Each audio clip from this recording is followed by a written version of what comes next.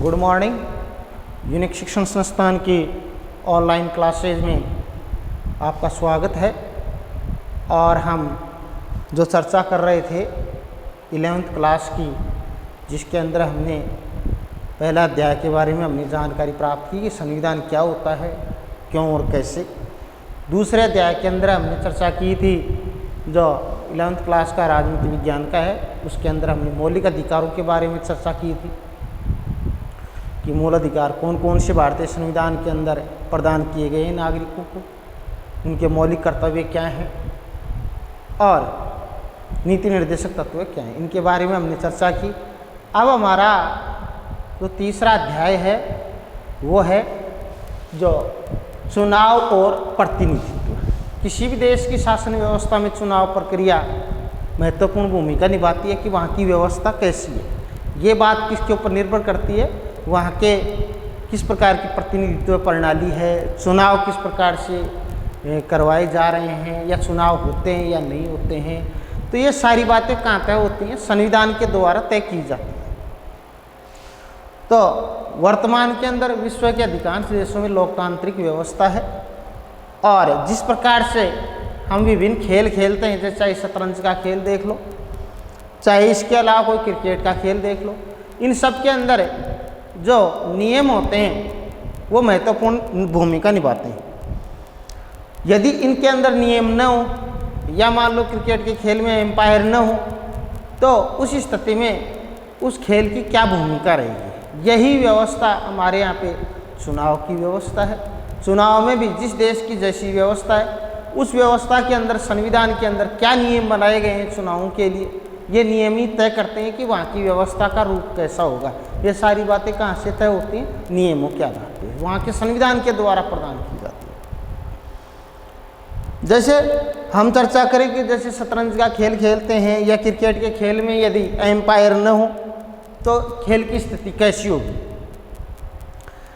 हमें प्रत्येक खेल में कुछ नियमों का पालन करना पड़ता है और नियमों का पालन करने के दौरान ही वो खेल संपन्न हो पाता है। इसी प्रकार से किसी देश की शासन व्यवस्था में चुनाव के तौर तरीके क्या हैं, वो वहाँ की व्यवस्था को परिभाषित करते हैं या दर्शाते हैं।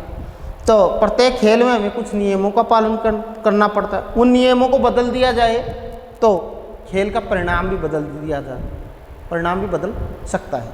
इसी प्रकार से किसी देश की शासन व्यवस्था में वहाँ की चुनाव प्रक्रिया कैसी है, चुनाव है या नहीं है, वो सारी बातें किसके ऊपर तय होती है, वहाँ की जो संविधान के अंदर जो नियम है उनके ऊपर आधारित होते हैं।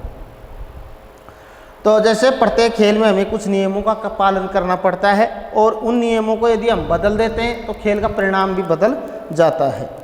खेल शुरू करने से पहले ही हमें नियमों और एम्पायर के बारे में आम सहमति बनानी पड़ती है। हम कोई भी खेल शुरू करते हैं उसके बारे में सबसे पहले, खेल शुरू करने से पहले हमारे को नियम बनाने पड़ते हैं। इसी प्रकार से किसी देश की शासन व्यवस्था को यदि वहाँ पे सुचारू रूप से संचालित करना है तो वो व्यवस्था कैसे चलेगी, इसके लिए भी नियम हमारे को तय करने पड़ते हैं। जो खेल के बारे में जो नियम, सत्य की बात है कि भाई जैसे नियम होंगे वैसा खेल का परिणाम होगा। उसी प्रकार से चुनावों के बारे में भी ये बात सत्य है कि वहाँ पर वहाँ के संविधान में जैसी व्यवस्था है, जैसे नियम है, उन नियमों के आधार पर वहाँ की जो शासन प्रक्रिया या चुनाव प्रणाली उसी के ऊपर आधारित होती है। तो जैसे वहीं चुनाव के बारे में, चुनाव संपन्न कराने के भिन्न भिन्न नियम और व्यवस्थाएं। चुनाव भी कोई एक पद्धति नहीं है, कई प्रकार की पद्धतियां या नियम है, उन्हीं के आधार पर चुनावों को संपन्न करवाया जाता है। चुनाव का परिणाम इस पर निर्भर करता है कि हमने कैसे नियम बनाए। जिस प्रकार के हमने नियम बनाए हैं उसी के अकॉर्डिंग चुनावों का परिणाम भी आधारित होगा। जैसे नियम है जिस देश के अंदर, जहाँ के देश में संविधान के अंदर चुनावों से संबंधित जैसे नियम है, वहाँ की व्यवस्था भी वैसी ही हमारे को देखने के लिए मिलती है। चुनावों को निष्पक्ष ढंग से कराने के लिए एक मशीनरी भी चाहिए। अभी जिस प्रकार से खेल के अंदर नियमों को परिभाषित करने के लिए एम्पायर होता है या अन्य कोई टेक्नोलॉजी होती है, उसी प्रकार से देश की जो शासन मशीनरी है उस मशीनरी को संचालित करने के लिए जो नियम है, उन नियमों को संचालित करने के लिए भी एक संस्था होनी चाहिए। अब ये जो नियमों को संचालित करने के लिए या चुनावों को संपन्न करवाने के लिए जो निष्पक्ष ढंग से एक मशीनरी की आवश्यकता होगी और ये अकेली बातें सरकार के ऊपर नहीं छोड़ी जा सकती हैं। इस प्रकार से चुनाव के बारे में किस देश में कौन कौन से नियम होंगे, कौन सी पद्धतियों के तहत चुनाव करवाया जाएगा, उन पद्धतियों के नियम क्या हैं, ये सारी बातें, ये सारे जो निर्णय हैं उस देश की लोकतांत्रिक व्यवस्था को परिभाषित करते हैं। तो जैसे चुनाव के बारे में मूलभूत निर्णयों को लोकतांत्रिक देश के अंदर जो भी नियम होते हैं उन नियमों को कहाँ दिखाई पड़ते हैं, ये नियम सारे के सारे हमारे उस देश के संविधान के अंदर दिखाई पड़ते हैं या संविधान के अंदर लिख दिया जाता है। और संविधान में जो नियम लिखे होते हैं उस नियमों के आधार पर चुनाव की प्रक्रिया को संपन्न कराया जाता है। तो इस अध्याय के अंदर आज हम जो चुनाव और प्रतिनिधित्व से संबंधित हमारा तीसरा अध्याय, इसके अंदर हम यही चर्चा करेंगे कि चुनाव और प्रतिनिधित्व के अंतर्गत हमारे संविधान के अंदर क्या क्या प्रावधान किए गए हैं या किन विभिन्न देशों के अंदर क्या क्या प्रावधान है। इस अध्याय को हम पढ़ लेंगे तो हमारे को निम्न बातों के बारे में पता चलेगा, क्या कौन कौन सी चुनाव की विभिन्न पद्धतियाँ।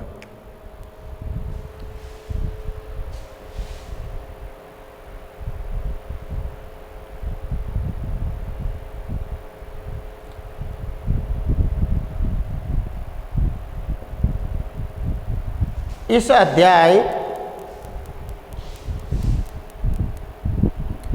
को पढ़ने से निम्न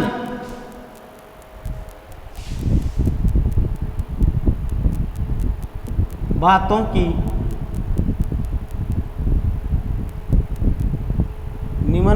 की जानकारी होगी।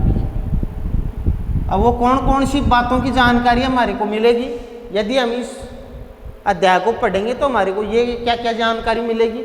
एक तो मिलेगी हमारी चुनाव की कौन कौन सी पद्धतियाँ हैं, चुनाव की कौन कौन सी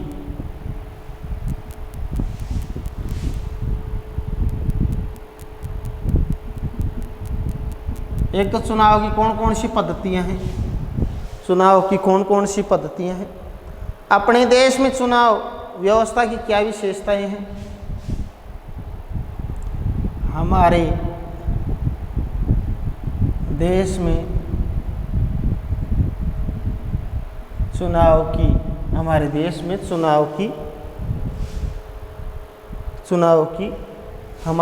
के अंदर जो चुनाव है, चुनाव की विशेषताओं के बारे में हमारे को जानकारी मिलेगी। तीसरी जो बात हमारे सामने निकल कर के आती है, जो स्वतंत्र और निष्पक्ष चुनाव कराने के प्रावधानों का हमारे को महत्व पता चलेगा। स्वतंत्र और निष्पक्ष चुनाव कराने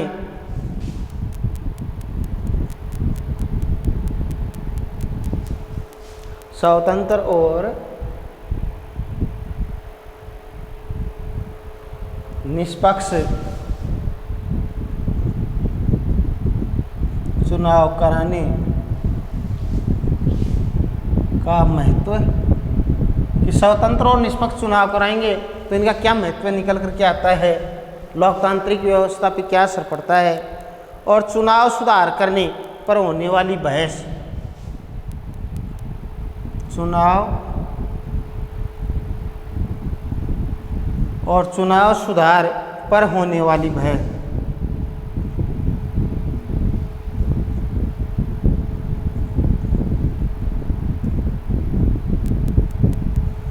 तो इन बातों की हमारे को जानकारी मिलेगी जब इस अध्याय के अंदर हम किन किन बातों की इस अध्याय को हम चर्चा करेंगे, इस अध्याय के अंदर हम पढ़ेंगे तो हमारे को निम्न बातों की जानकारी मिलेगी। कौन कौन सी बातों की जानकारी मिलेगी, एक तो चुनाव की कौन कौन सी पद्धतियाँ हैं हमारे देश में। जब चुनाव और प्रतिनिधि इस अध्याय को हम पढ़ेंगे तो एक तो ये सारी की सारी चुनाव किसके ऊपर निर्भर है, वहाँ के संविधान में कैसे नियम है, उन नियमों के आधार पे ही क्या है वहाँ की व्यवस्था को मालूम चलता है, वहाँ पे चुनाव कैसा है, कौन सी पद्धति है, वो सारी बातें संविधान में है।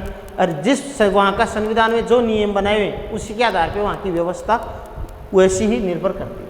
तो जैसे यदि हम इनके बारे में चर्चा करें तो चुनाव कौन कौन सी हमारे देश में पद्धतियाँ हैं, हमारे देश के अंदर चुनाव की क्या विशेषताएँ हैं, स्वतंत्र और निष्पक्ष चुनाव कराने से क्या महत्व निकल करके आता है, कैसी व्यवस्था बनती है, चुनाव सुधार के लिए क्या क्या और चुनाव सुधार के लिए क्या क्या और महत्व निकल करके आते हैं, चुनाव सुधार में और क्या क्या सुधार की आवश्यकता है, इन सब बातों के बारे में अपन चर्चा इस अध्याय के अंदर करेंगे।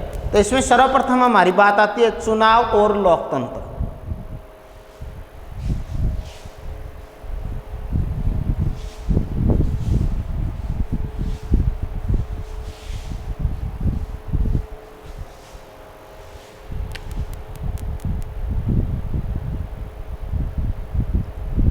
चुनाव और लोकतंत्र, इनके बारे में अपन चर्चा करेंगे।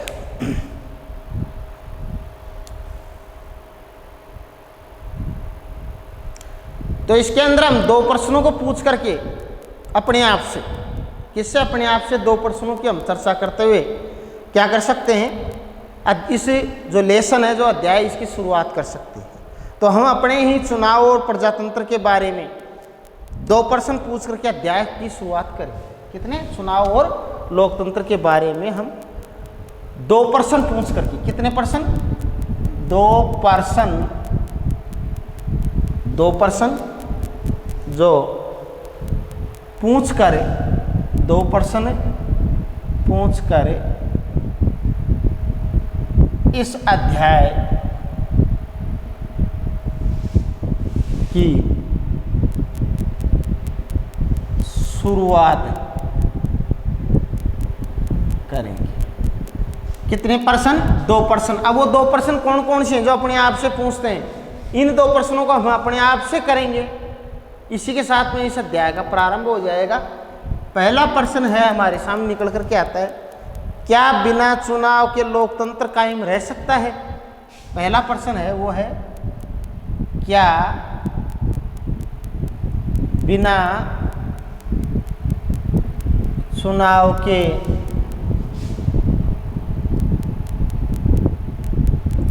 लोकतंत्र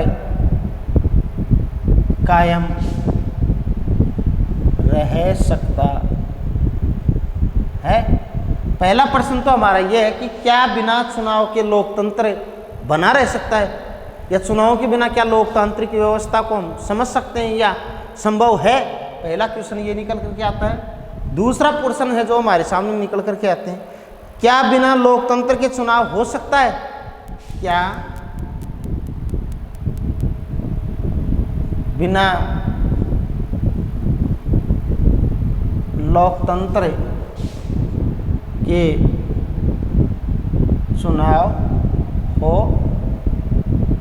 सकता है। ये दूसरा क्वेश्चन ये है कि क्या बिना लोकतंत्र, जिस देश के अंदर लोकतांत्रिक व्यवस्था है वहाँ पे यदि लोकतांत्रिक व्यवस्था है तो क्या वहाँ पे कैसे चुनाव, या फिर जिस देश के अंदर लोकतांत्रिक व्यवस्था नहीं है तो वहाँ पे क्या चुनाव कराना संपन्न होगा, चुनाव का क्या महत्व है। इन दोनों प्रश्नों की हम चर्चा करें। बात आती है हमारा फर्स्ट क्वेश्चन, क्या बिना चुनाव के लोकतंत्र कायम रह सकता है। हम पहले प्रश्न की चर्चा करेंगे। सबसे पहले, क्या बिना चुनाव के लोकतंत्र कायम रह सकता है। इसके अंदर हम फर्स्ट क्वेश्चन का हम उत्तर ढूंढेंगे कि क्या बिना चुनाव के लोकतंत्र कायम रह सकता है। इस प्रश्न से हमें एक बड़े लोकतंत्र में चुनाव की आवश्यकता के बारे में याद दिलाता है। पहला प्रश्न हमें किसकी याद दिलाता है कि एक बड़े लोकतंत्र में, जहाँ पे जिस देश की आबादी बहुत ज़्यादा है या जहाँ पे लोग बहुत ज़्यादा हैं, वहाँ पर क्या एक बड़े लोकतंत्र में चुनाव की आवश्यकता के बारे में याद दिलाता है। पहला प्रश्न देखो, इसके अंदर दो प्रकार से हम चर्चा करेंगे। इसके अंदर एक तो प्रत्यक्ष लोकतंत्र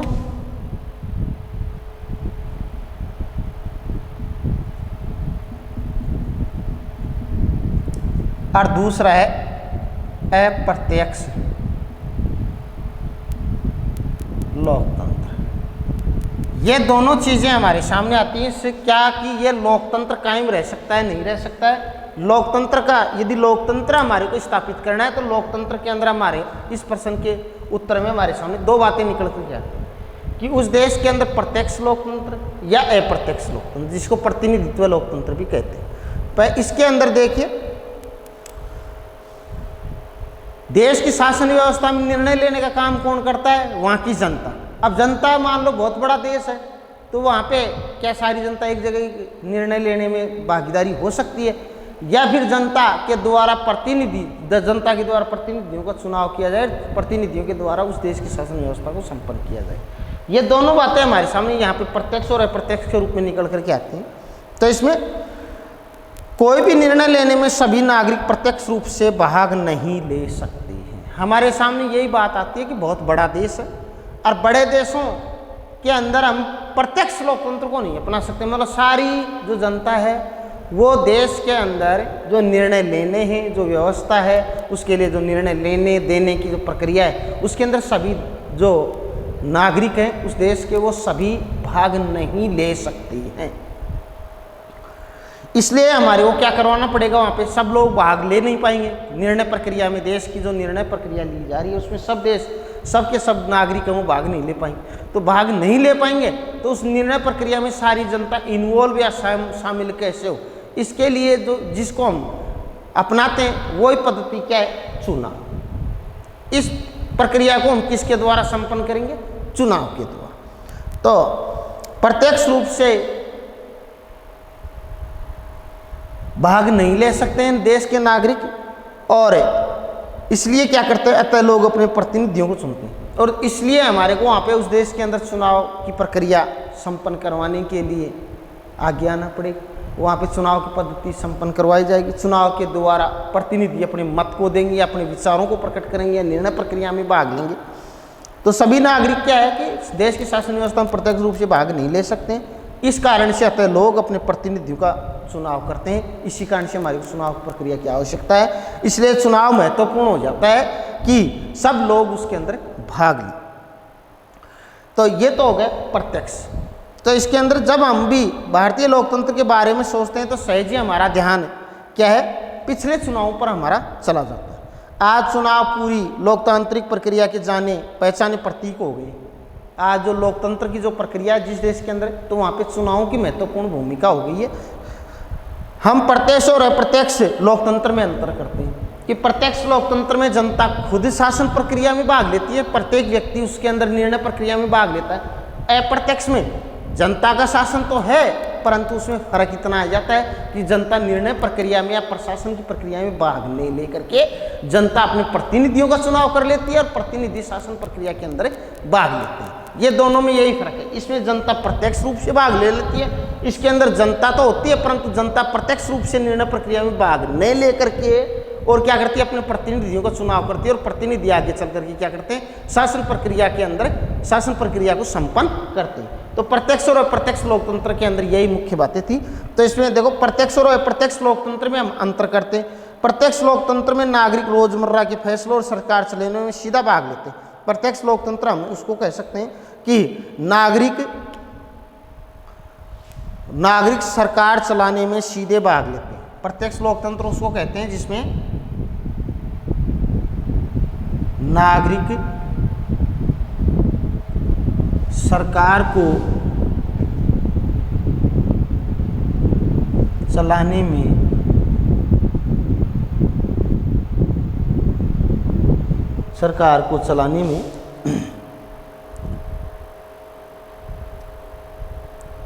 को चलाने में सीधे भाग लेते हैं, सीधे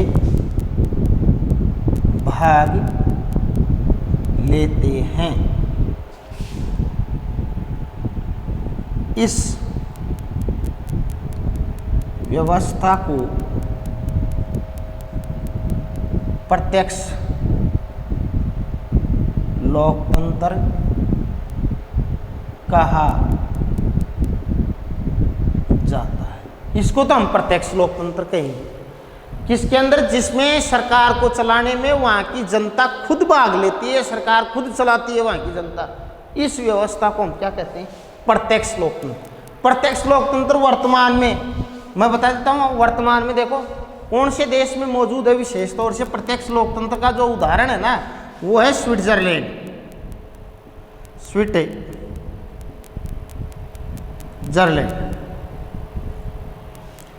जो जिस देश के अंदर प्रत्यक्ष लोकतंत्र पाया जाता है वो है वर्तमान के अंदर जो पूरे विश्व में स्विट्जरलैंड के अंदर वहाँ की जनता प्रतिनिधियों का चुनाव नहीं करके खुद जनता, वहाँ की जनता है, सरकार चलाती है, शासन प्रक्रिया में भाग लेती है, उसको हम कहते हैं प्रत्यक्ष लोकतंत्र। जैसे इसके उदाहरण के तौर पे प्रत्यक्ष लोकतंत्र, जैसे प्राचीन यूनान के नगर राज्य, उदाहरणतः हम कहते हैं जैसे प्राचीन यूनान के नगर राज्य, इनके अंदर प्राचीन समय में यूनान के जो नगर राज्य थे उनमें कौन सी शासन व्यवस्था देखने के लिए मिलती है? प्रत्यक्ष, जिसके अंदर जनता, सारी की सारी जनता क्या है? खुद भाग लेती थी। हम ये भी कह सकते हैं जो प्रत्यक्ष लोकतंत्र की जो व्यवस्था है ना, जो जनता, वो विशेष तौर से बड़े देशों के लिए कामयाब नहीं है, छोटे देशों के लिए ये सफल प्रणाली है कि छोटे देशों के लोग जहाँ पे जो देश छोटे होते हैं वहाँ पे जो जनसंख्या कम होती है तो वो आराम से एक जगह इकट्ठे होकर के अपने देश के बारे में जो निर्णय प्रक्रिया उसमें भाग ले सकती है, तो वहाँ पे सफल हो सकता है प्रत्यक्ष लोकतंत्र। बड़े देशों के अंदर जहाँ की जनसंख्या बहुत ज़्यादा है उनके अंदर ये प्रक्रिया सफल नहीं हो पाती है। इसके लिए दूसरी प्रक्रिया जो लोकतंत्र की है वो अप्रत्यक्ष लोकतंत्र, वहाँ पे इस प्रक्रिया को अपनाया जाता है बड़े देशों में। छोटे देशों के लिए ये उचित है, बड़े देशों के लिए अप्रत्यक्ष लोक। वर्ल्ड के अंदर इसमें ये बात भी आती है कि वर्तमान में लोकतंत्र की कौन सी व्यवस्था जो सबसे ज़्यादा प्रचलित है, तो लोकतंत्र के अंदर कौन सी देश, सबसे ज़्यादा देशों में कौन सी व्यवस्था? अप्रत्यक्ष, जिसको हम प्रतिनिधित्व लोकतंत्र भी कहते हैं। तो देखो, एक तो प्राचीन यूनान के नगर राज्यों के अंदर ये प्रचलित व्यवस्था थी। वर्तमान में बात करें कि वर्तमान में प्रत्यक्ष लोकतंत्र का उदाहरण कौन से देश में देखा जा सकता है, तो स्विट्जरलैंड आ। जैसे इसी प्रकार से स्थानीय सरकारों में, प्राचीन यूनानी नगर राज्यों में, स्थानीय सरकारों में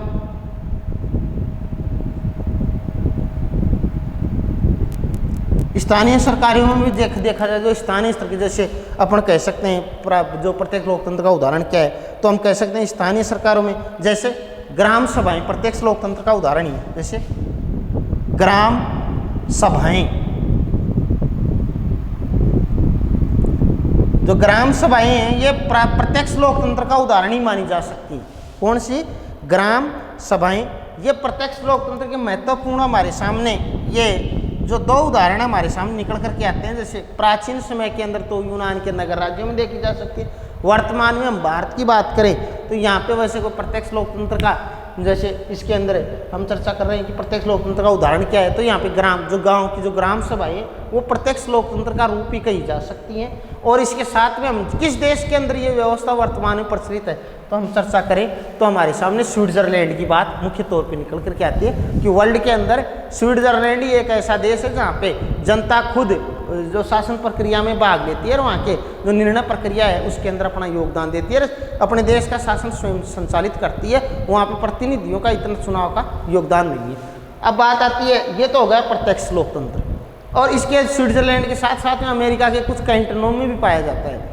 अब आती है अप्रत्यक्ष लोकतंत्र।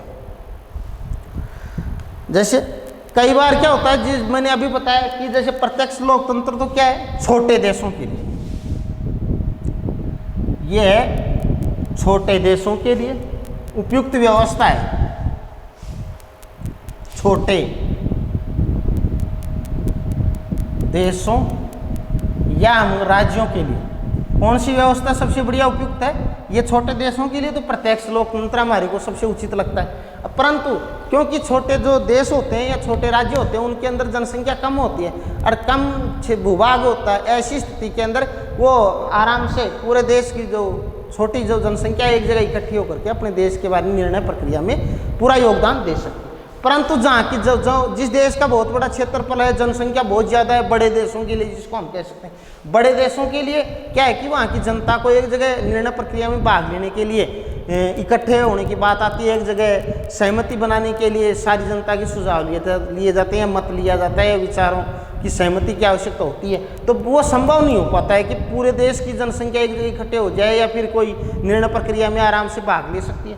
तो ऐसी स्थिति में बड़े देशों के लिए कौन सी व्यवस्था लोकतंत्र में, प्रत्यक्ष लोकतंत्र सबसे बढ़िया है बड़े देशों के लिए, जो वर्ल्ड के अंदर अधिकांश देशों में पाई जाती है। बड़े राज्यों के लिए या बड़े देशों के लिए एक ही बात है, सबसे बढ़िया जो लोकतंत्र की व्यवस्था हो अप्रत्यक्ष लोकतंत्र। इसमें क्या होती है, जनता तो शासन प्रक्रिया में तो जनता ही होती है, परंतु जनता शासन प्रक्रिया में भाग नहीं लेती है, बल्कि अपने प्रतिनिधियों का चुनाव कर लेती है। वो प्रतिनिधि आगे चल करके शासन प्रक्रिया का संचालन करते हैं। तो ये सबसे बढ़िया अप्रत्यक्ष लोकतंत्र कहा जाता है इसके अंदर। तो इसके अंदर देखिए, तो जहाँ पे लाखों लोग हैं, करोड़ों लोग हैं, उनको यदि शासन प्रक्रिया में भाग लेना है, निर्णय प्रक्रिया में अपना निर्णय देना है, तो ऐसी स्थिति में हम प्रत्यक्ष लोकतंत्र को उपयोग में नहीं ला करके और कौन सी शासन व्यवस्था को हम उपयोग में ला सकते हैं, अप्रत्यक्ष लोकतंत्र वहाँ के लिए सबसे बेटर रहेगा।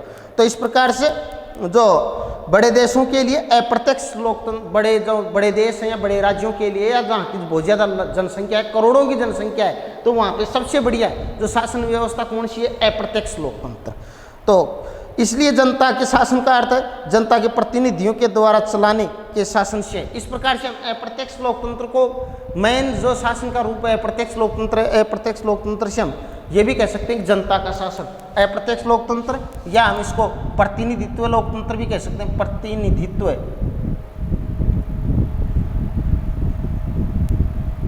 या हम इसको कह सकते हैं जनता का शासन, एक ही बात है, जनता का शासन। जनता का शासन भी इसलिए कहते हैं क्योंकि शासन चलो जनता के द्वारा नहीं संचालित किया जा रहा है, परंतु जनता ने जो अपने प्रतिनिधियों का चुनाव किया है वो प्रतिनिधि शासन प्रक्रिया चलाते हैं। तो इसलिए इसको हम कहते हैं जनता का शासन या प्रतिनिधित्व लोकतंत्र या प्रत्यक्ष। ये बड़े देशों के लिए उपयुक्त व्यवस्था है, जिसके अंदर क्या है, सारी जनता इन्वॉल्व न होकर के जनता अपनी चुनाव प्रक्रिया के द्वारा अपने प्रतिनिधियों का चुनाव करती है, वो प्रतिनिधि आगे चल करके सरकार का संचालन करते हैं।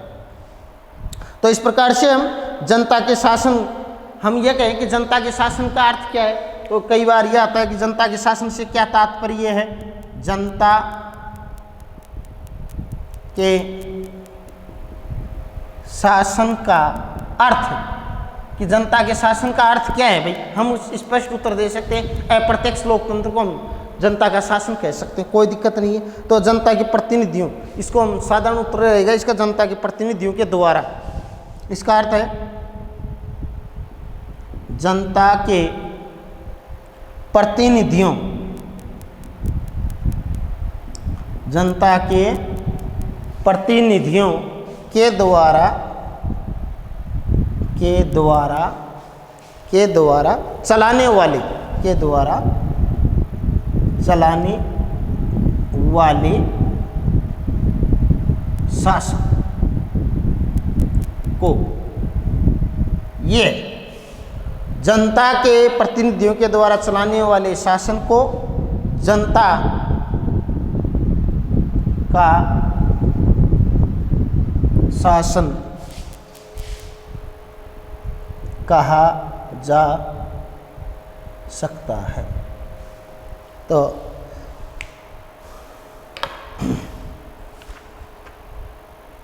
इस प्रकार से हमने आज चर्चा की कि भारत के अंदर जो शासन व्यवस्था कैसी है। इसके लिए हमने जो वर्तमान में वर्ल्ड के पूरे देशों में जो सबसे ज़्यादा कौन सी शासन व्यवस्था प्रचलित है, संविधान के अंदर चुनाव क्यों आवश्यक है, चुनाव क्या है, इन सब के बारे में हमने चर्चा की। कल हम चर्चा करेंगे इससे आगे का जो टॉपिक है कि जो भारत में कैसी क्या चुनाव व्यवस्था है, इसके बारे में हम कल चर्चा करेंगे।